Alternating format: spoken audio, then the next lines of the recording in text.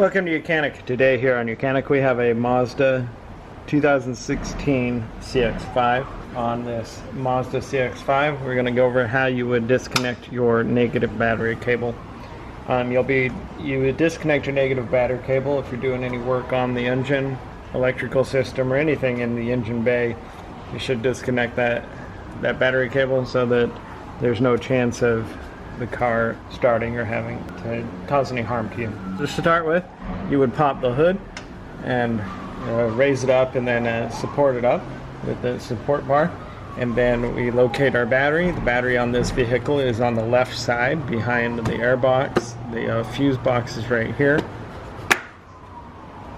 and then we have a positive cable. We have a little bit of the red to no and a plus sign, and then we have our negative battery cable right here.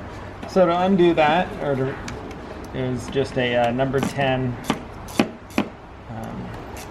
socket or wrench. You just need to loosen it, and then you'll be able to pull that cable off.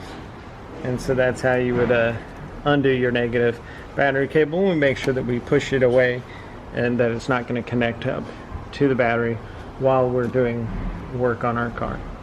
You just put it back on the reverse option when you're done doing whatever work you're doing on your car, and tighten up that clamp. Thanks for watching YOUCANIC, where you can be the mechanic.